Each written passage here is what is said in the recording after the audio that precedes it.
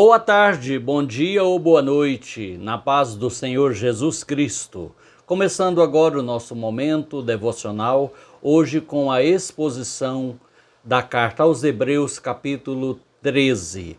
Se você desejar e puder, já abrir sua Bíblia física ou virtual no smartphone, neste capítulo da carta aos Hebreus, no capítulo 13.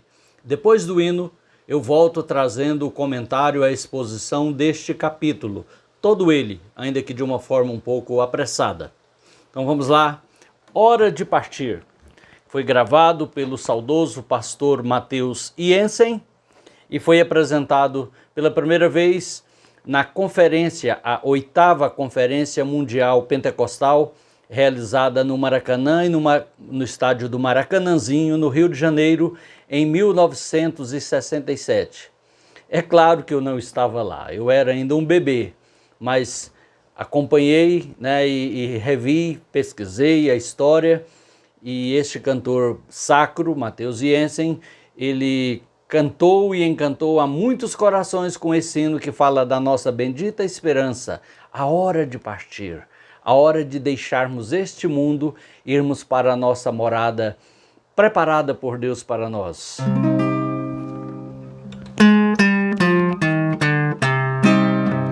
Está chegando a hora de partir.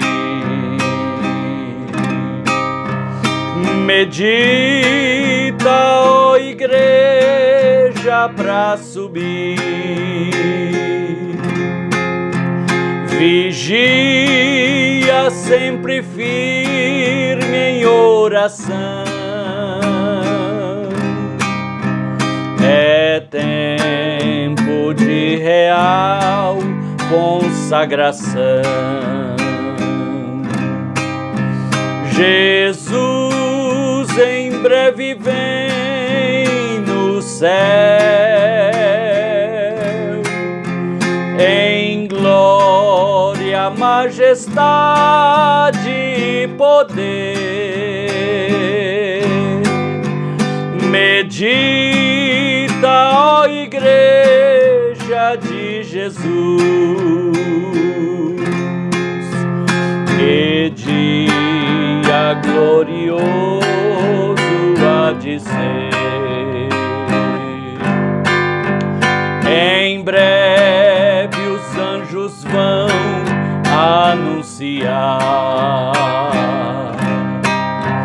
que Cristo em grande glória vai descer. A igreja triunfante subirá e os salvos com Jesus irão viver. Jesus em breve vem do céu, em glória, majestade e poder. Medita, ó igreja de Jesus, que dia glorioso há de ser. Em breve os anjos vão, e quando estivermos lá no céu, em morte nunca mais se falará.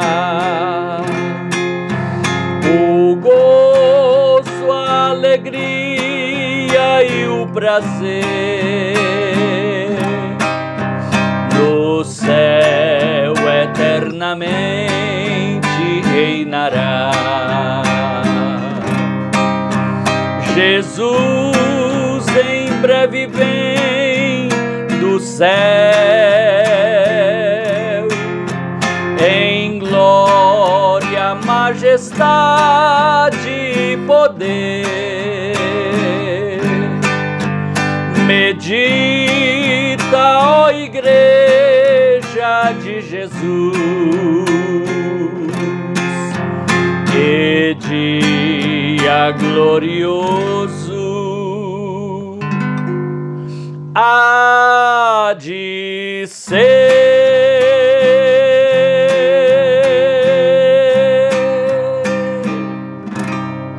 Amém. Graças a Deus. Antes da leitura e da exposição do capítulo 13 da Carta aos Hebreus, permita-me ainda antes dar boas-vindas ao pastor Marcelo Francisco Santos, pastor da Assembleia de Deus de Anápolis, da Sexta Avenida, no setor universitário, meu amigo. Também minha amiga, irmã Édula Carvalho, sempre aqui acompanhando as lives. Também a honrosa companhia do pastor Elias Garcia Fernandes, de Anápolis, companheiro ministerial e é também o editor da nossa revista de Escola Dominical da Assembleia de Deus de Anápolis, a revista Ensinando as Nações. Além de músico, exímio tecladista, maestro, regente, também é escritor de lições da Escola Dominical e também é o nosso editor. Boas-vindas, pastor Elias, uma honra tê-lo aqui conosco nessa tarde. Também conosco a irmã Cleide Márcia. Bem-vinda, minha irmã. Deus abençoe grandemente. Então vamos à exposição da carta aos Hebreus, capítulo 13. Tem muitos capítulos que dão uma boa exposição, rico em temas e subtemas na carta aos Hebreus. Mas eu desejei, senti no coração, de compartilhar nessa tarde com vocês o capítulo 13. São 25 versículos. É claro que não dá para a gente deter muito em cada versículo ou em cada tema e subtema apresentado. Mas vamos fazer aqui uma panorâmica, um resumo desse capítulo, que começa falando de deveres. É claro que as pessoas acham mais palatável ouvir falar de direitos, mas não podemos esquecer que todo direito também está implícito dever, né? Bem-vinda, irmã Maria Eliane, Deus abençoe. O Henri também está assistindo, né, pastor Marcelo? O Henri, Deus abençoe, meu amiguinho. Deus abençoe. Aqui fala primeiro dos deveres sociais, dos versos 1 ao 6, depois dos deveres espirituais, do verso 7 ao verso 17, e também algumas recomendações pessoais a partir do verso 18. É claro que a vida nos impõe deveres. Nós temos deveres para conosco mesmo, para com Deus que nos criou, para com o próximo que está do nosso lado. Nós temos deveres para com a sociedade onde vivemos, temos deveres para com a família, primeiramente, antes do que com a sociedade. Temos deveres para com a nossa igreja local, para com os nossos líderes, para com o governo da nação, do estado, da cidade. Temos deveres, são os deveres sociais. E dentre esses deveres, o escritor bíblico ele começa enumerando aqui o dever do amor fraternal, o amor de irmãos, porque de fato, em um sentido sociológico, todos somos irmãos, nós somos criaturas de Deus, descendentes de Adão, então somos irmãos na espécie humana. Além do que também, aos irmãos em Cristo, nós temos deveres de irmãos espirituais, irmãos em Cristo. Então aqui diz, seja constante, seja perene, permanente o amor fraternal. Que bom começo, porque todo bom começo precisa de amor para começar. E o escritor, que eu não me aventuro a afirmar, porque a Bíblia também não afirma se foi Paulo, se foi Apolo, se foi outro, esse capítulo sugere muito que tenha sido Paulo pelo estilo do final do livro, da carta, mas o conteúdo imediatamente anterior, todo o conteúdo de Hebreus não reafirma essa posição. Então, vamos deixar essa questão para outro tempo, quem sabe para a eternidade. O fato é que o escritor bíblico ele começa reafirmando a importância do amor. Bem-vinda, irmã Andriele Esther Strafusque, em Tereza Cristina, Paraná. Também a irmã Dorceli Moreira, aqui em Goiânia. Seja constante o amor fraternal. Acho que está muito claro, né? Não falte, não interrompa, não parem de amar com o amor fraternal. O amor da amizade, o amor filial, onde vem filantropia, aquele amor que nos une como seres humanos, que nos identifica na nossa humanidade, na nossa similaridade com os outros seres humanos, que são o nosso próximo, de que Jesus falou tão bem.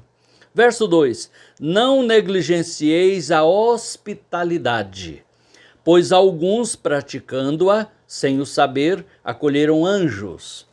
Aqui o escritor ele vai invocar um argumento e um exemplo do Antigo Testamento, quando, por exemplo, Ló, por exemplo, Abraão, seu tio, acolheram anjos em sua casa, em suas casas, sem saber, apenas pensando que eram pessoas, seres humanos, acolheram anjos. Então, um ótimo argumento para a hospitalidade, além do primeiro, que é o amor fraternal, que fala o verso 1, é o fato de que, ao pensarmos que estamos ajudando a acolher alguém, nós também podemos estar sendo ajudados por Deus. Podem ser mensageiros de Deus para a nossa vida. Podem vir e deixar na nossa casa um legado de cooperação, de influência, de inspiração. Mas nós temos, sobretudo, um motivo básico que é a ordenança da palavra de Deus. Deus ordenou, está ordenado. Verso 3: lembrai-vos dos encarcerados, dos presos, como se presos com eles. Essa é a chamada empatia, né? Se colocar no lugar do outro. Se você já teve, você sabe. Se você não teve, eu tive e posso te afirmar que para visitar um preso, no dia de visita de um presídio, a gente precisa ficar preso também. Você varia de lugar para lugar, mas em geral você agenda e se qualifica para aquela visita, e quando é no dia você é revistado totalmente e você só entra com os pertences que forem permitidos, e durante o tempo daquela visita você está preso também. E então você pode verificar realmente como aquela pessoa vive, o ambiente, o clima, a atmosfera, tanto social quanto física, de estar ali. Um ambiente que às vezes pode ser muito hostil e até perigoso. Costumam acontecer rebeliões justamente no dia e horário de visitas. Então é uma situação tensa, mas quando você se empatiza, quando você se identifica com quem está preso, você pode imaginar que não se dando ao trabalho de julgar o motivo da prisão daquela pessoa, você que está livre, que está do lado de fora, você pode e deve fazer alguma coisa por ela no campo social e espiritual. Muitas igrejas, muitas não, infelizmente não são muitas, eu falei por força de expressão, mas algumas igrejas têm tido a iniciativa de fazer um trabalho junto aos presídios, tanto no âmbito espiritual da evangelização, quanto também no âmbito social, de prover algumas coisas necessárias, inclusive assistência jurídica e contato legítimo, contato lícito com a família. Então já falou da hospitalidade, que é aquilo que a gente pratica principalmente para com o estrangeiro, para aquele que está fora do seu lar, da sua habitação. E agora fala dos presos e diz aqui: e dos que sofrem maus tratos, como se com efeito vós mesmos em pessoa fossem os maltratados. Está se tornando cada vez mais rara essa empatia. Nós acostumamos com essa tsunami de informações de violência no mundo inteiro. E enquanto não acontece bem perto da gente, a gente não assusta mais. A gente não empatiza, não se coloca no lugar do outro. essa semana o Brasil todo foi abalado pelas cenas, pela reportagem de uma criança na cidade de Campinas, interior de São Paulo, que estava há semanas acorrentada, na verdade amarrada com arame, além de correntes, dentro de um tambor, perto da caixa d'água, no teto daquela casa. Exposto ali às intempéries, né, ao calor do dia, ao frio da noite, é Campinas, São Paulo. Como também sem comida, e aquela criança tinha toda uma trágica história de maltratos. E viralizou essa informação por causa da mídia. Mas o que acontece do nosso lado? Quantas vezes as pessoas param para fazer uma selfie ou fazer um vídeo e postar da cena da violência, do maltrato, do abandono, mas não são suficientemente capazes de ajudar, de participar do acudir aquela pessoa. E é disso que está falando a palavra de Deus. Nós temos deveres e tudo começou lá no verso 1, o amor permanente, perseverante, o amor fraternal. Verso 4 vai falar agora também de um dever familiar dentro do casamento.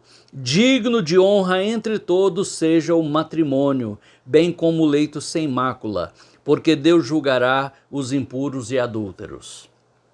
É claro, não poderia falar de deveres sociais sem falar dos deveres sociais para com a nossa família, para com o casamento e com o casamento dos outros.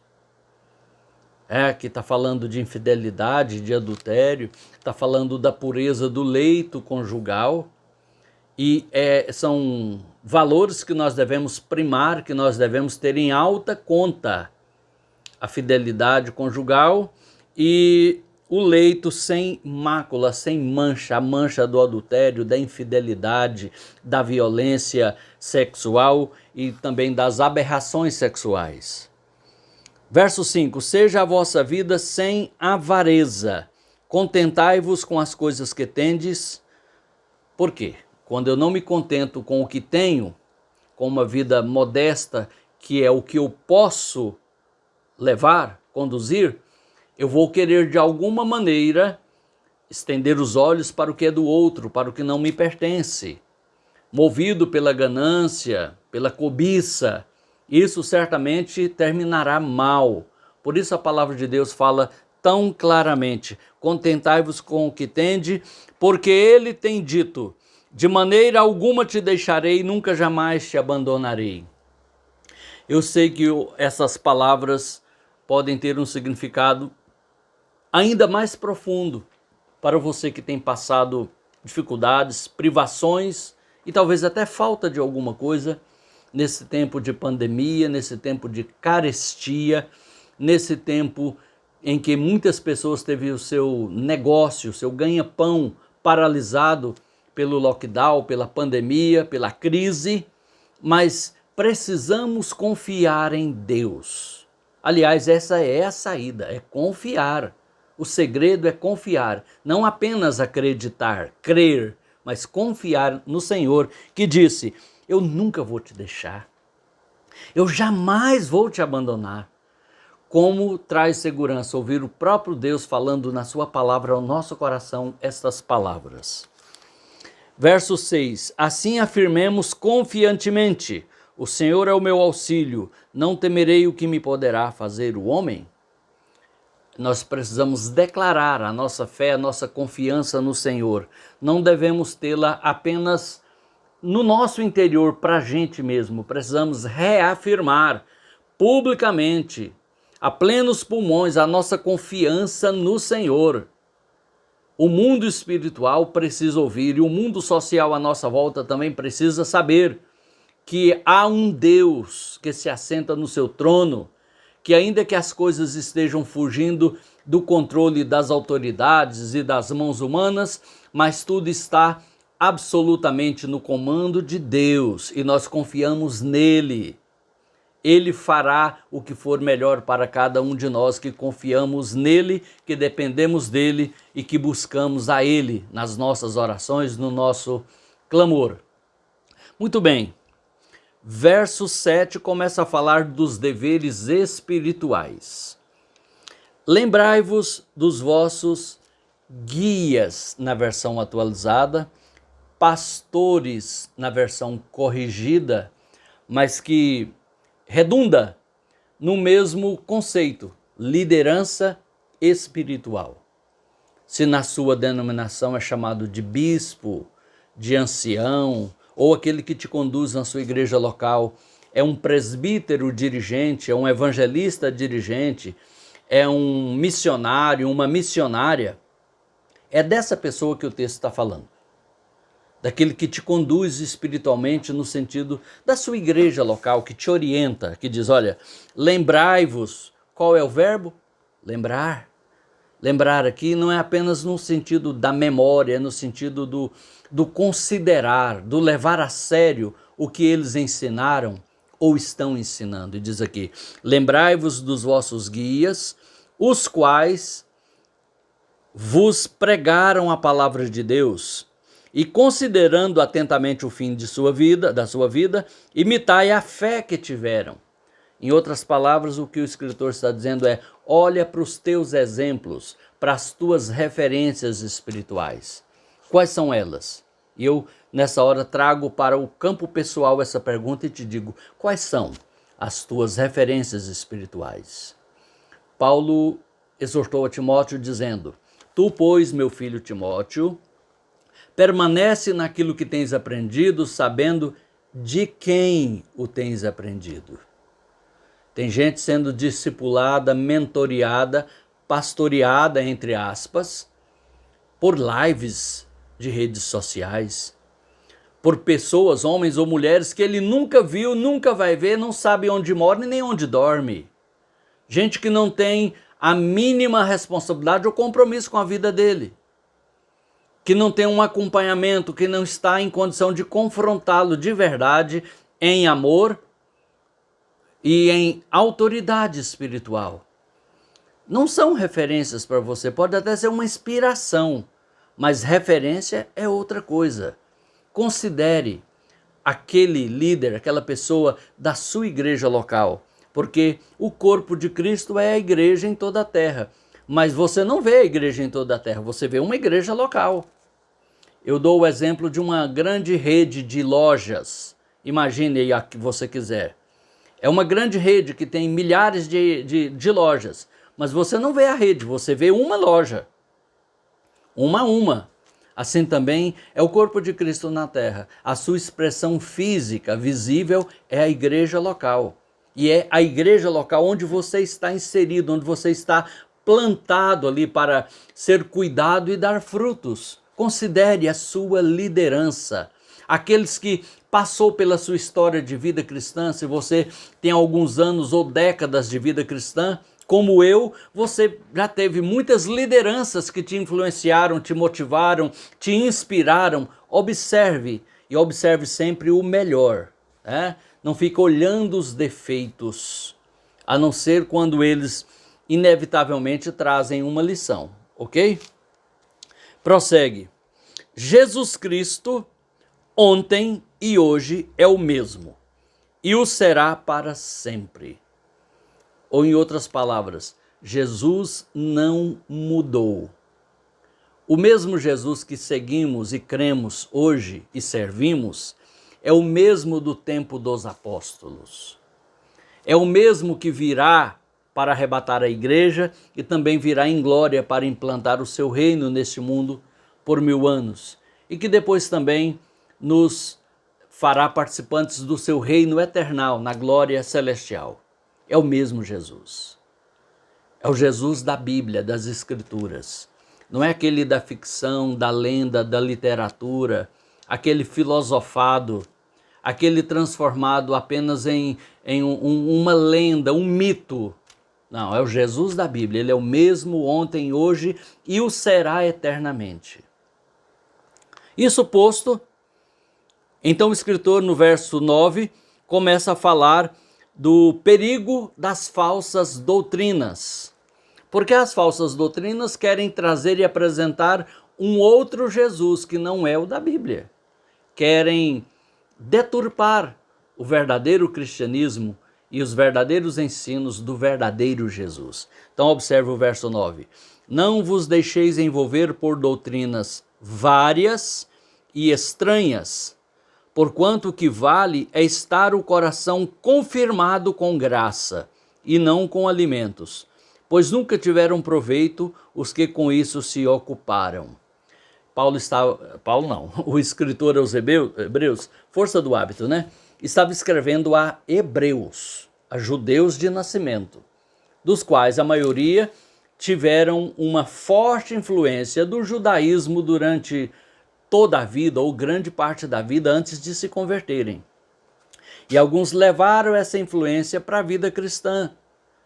Eram os judaizantes dos dias de Paulo, por exemplo, e tinha um foco muito forte na questão dos alimentos.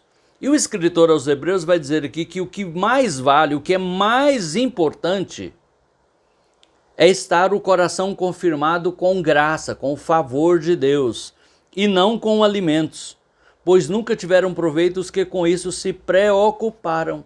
Você atentou para isso aqui? Talvez eu estou sendo ouvido nesta hora por alguém que faz parte de uma denominação que se ocupa profundamente com essa questão, e eu respeito, eu não estou aqui para te atacar, mas o escritor está dizendo que o mais importante é ter o coração confirmado com graça, porque os que com isto se preocuparam não tiveram proveito, nunca tiveram proveito, diz o texto. Com o quê? Com a preocupação com os alimentos. Não é no sentido da alimentação saudável, não é no sentido da alimentação higienizada, do comer com moderação, do comer os alimentos certos no dia e na hora certa, né? Porque tudo errado não dá certo. Mas aqui, na verdade, é aquela preocupação com os alimentos no sentido ritual, religioso, da lei mosaica, ok? Então vamos ao verso 10. Possuímos um altar do qual não tem direito de comer os que ministram no tabernáculo.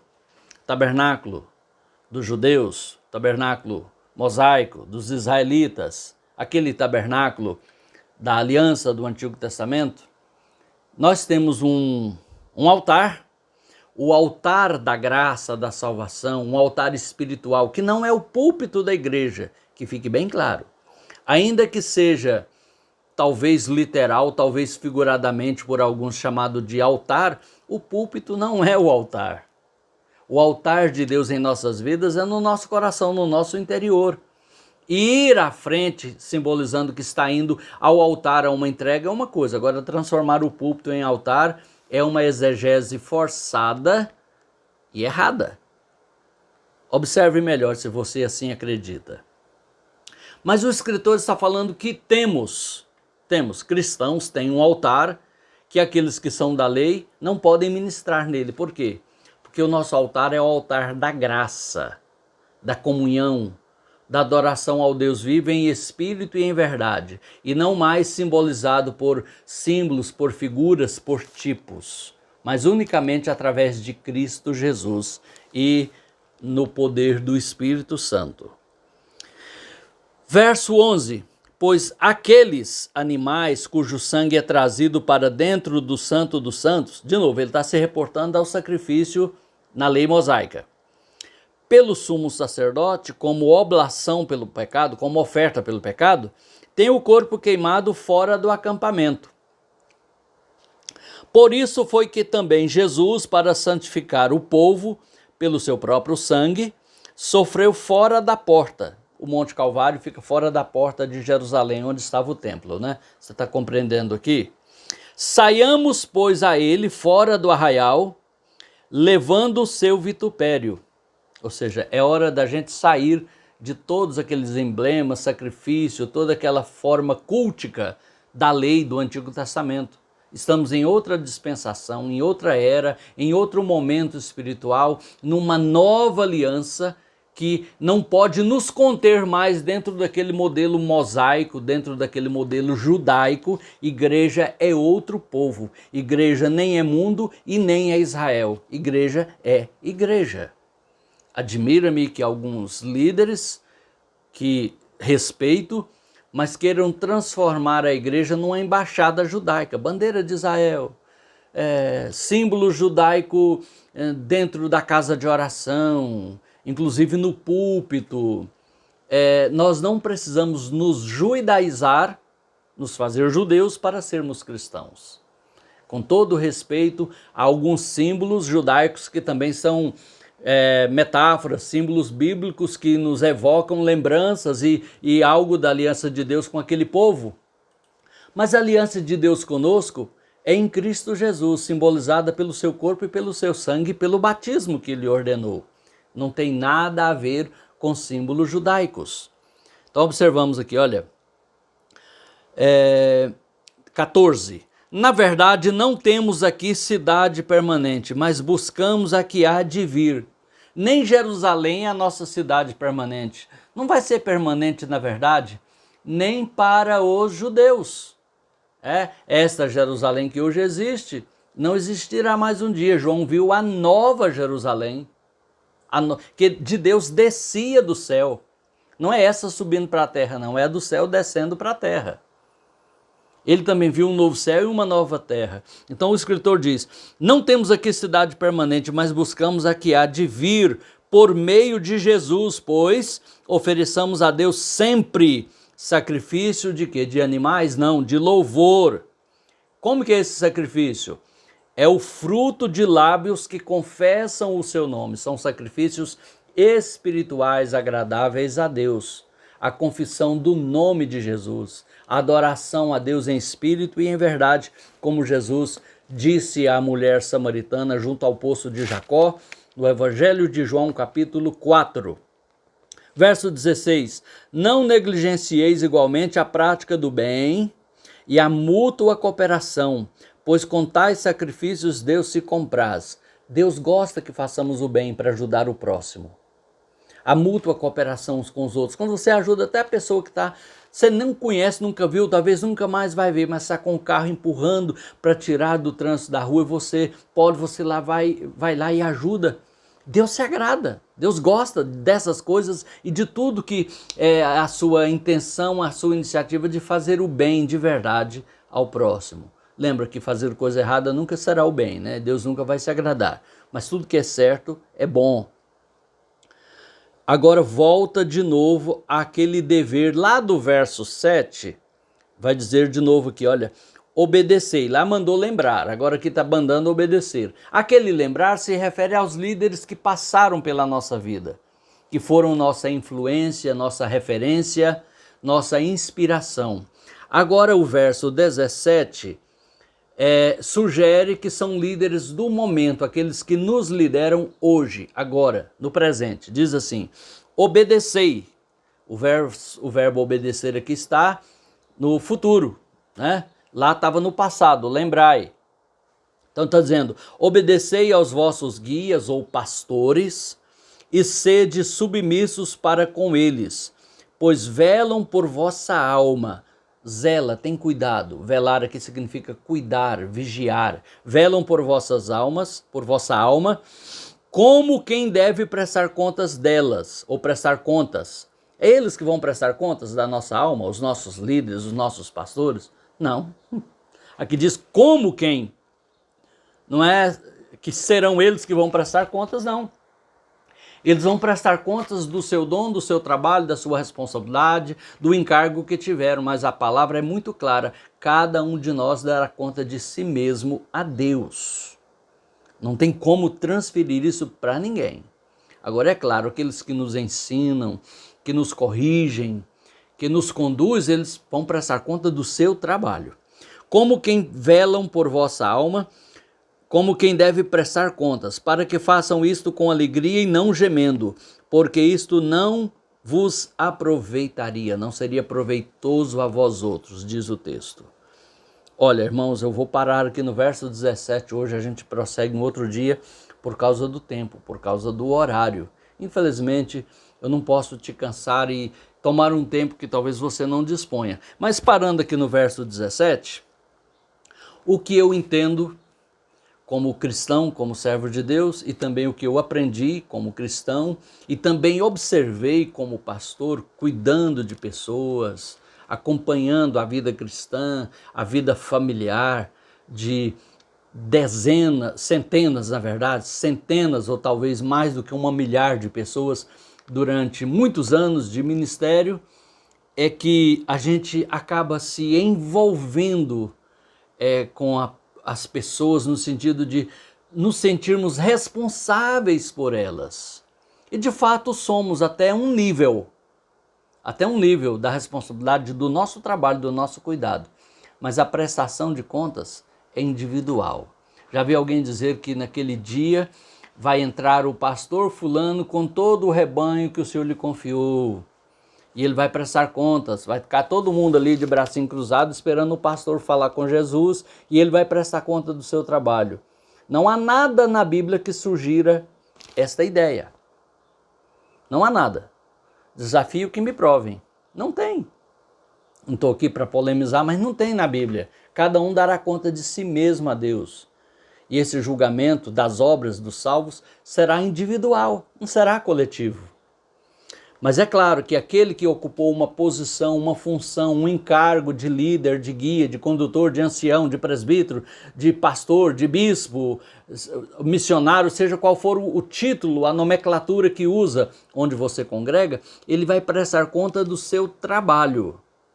É inclusive o trabalho dele para com você. Mas você vai prestar conta de você a Deus. Não adianta tentar escapar. É cada um dando conta de si mesmo a Deus. Compreendido? E aqui diz que tem 2 modos de você e eu fazermos isso para com a nossa liderança. É no modo hard, o modo duro, o modo doloroso, ou no modo soft, o modo brando, suave, não doloroso.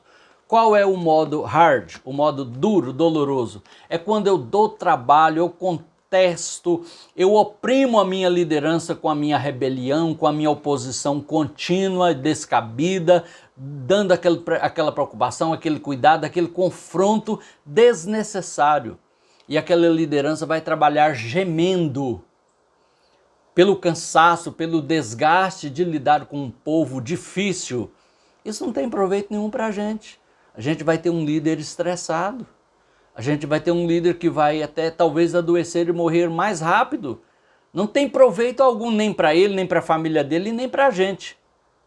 Mas quando nós consideramos para obedecer, quando fala obedecer aqui, é obedecer no que é obedecível. E não tem essa palavra, né? Não adianta procurar.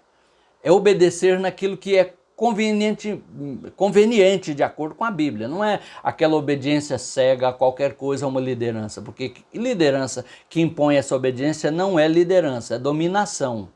E liderado que também presta essa obediência não é liderado. É apenas uma ovelha cega, né, que está sendo guiada também por outro cego. Mas eu estou falando de verdadeira liderança legítima no modelo bíblico do Novo Testamento. Naquilo que é pertinente às coisas de Deus, que é a orientação bíblica para a nossa vida, é melhor obedecer, para não estressar a liderança. E se for divergir, faça-o respeitosamente, no momento e do modo adequado. A palavra de Deus diz lá em Eclesiastes que o sábio e crente tem o dever de ser sábio. Se tem uma coisa que o verdadeiro cristão não tem direito é de ser bobo. Então o sábio, diz lá, conhece o tempo e o modo. O tempo, a hora certa, e o modo, a maneira certa. Até de contestar uma liderança, de divergir da liderança. Então nós terminamos aqui no verso 17, essas 2 partes do capítulo 13 da carta aos Hebreus, que são os deveres sociais e os deveres espirituais. Que Deus te abençoe, que o Senhor Deus te ajude. E vamos então, nesse momento, orar a Deus para que Ele venha nos abençoar, nos dar graça e mais compreensão da sua palavra e da sua vontade. Quem mais está aqui com a gente? Irmã Eide, em Bruxelas, Bélgica. Deus abençoe minha irmã. Já é noite aí, né? Tereza Ferreira, também no Paraná. Irmão Gil Santos, boas-vindas a você. Irmã Vanusa Carvalho, aí no Distrito Federal. É isso, irmã Vanusa? É você? Aqui não está dando para ver nitidamente, né, a imagem, a fotinha. Pastora Maria Abadia, boas-vindas também. Irmão Josué Falcão, é o da dupla? Um grande abraço, meu irmão. Sou apreciador do seu ministério, do seu louvor. Deus o abençoe. Irmã Nilva Leão, irmã Gláubia Dias, Deus abençoe. Boa recuperação para você da sua cirurgia. Irmã Nilva Leão. Bem, até agora menciono esses e vamos orar a Deus nessa hora. Olha aí, pastor. Irmã Midian Carvalho. Olha aí, pastor Elias Garcia. Whispering Hope, ou Esperança Sussurrante. Ou aqui na versão em português, brando qual coro celeste. Enquanto oramos.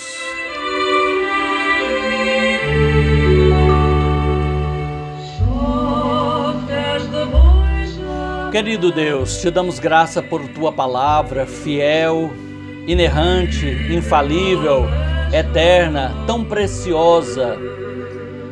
A tua lei perfeita da tua palavra. E porque por meio dela o Senhor nos corrige, o Senhor nos faz sábios para a vida eterna. Eu te louvo, Senhor, por essa porção da tua palavra que refletimos e que eu pude expor nessa tarde. Que nós venhamos nos lembrar da importância do amor fraternal para cumprirmos os deveres.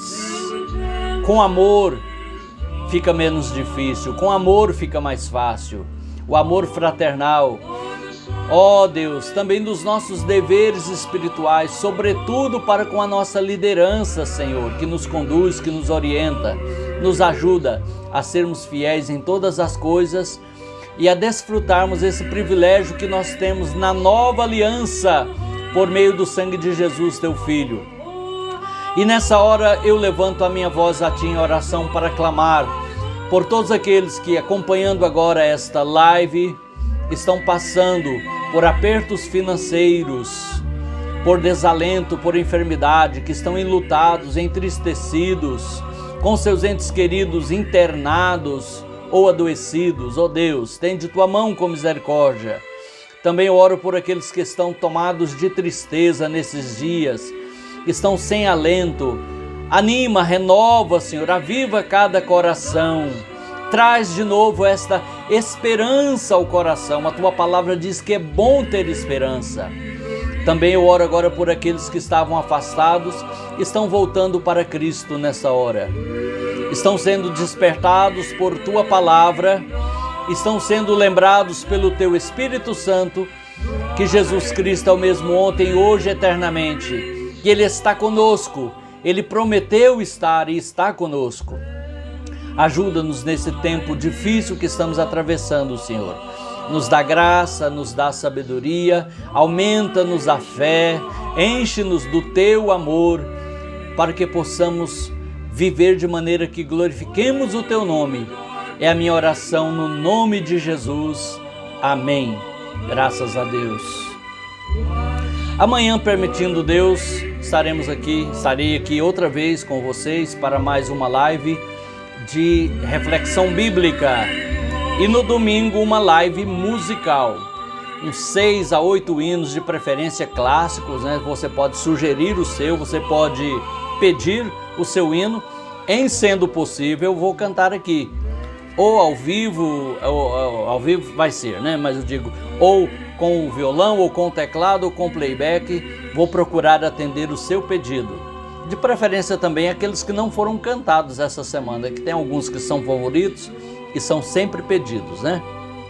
Que Deus te abençoe no nome de Jesus. Fiquem com Deus, a paz do Senhor.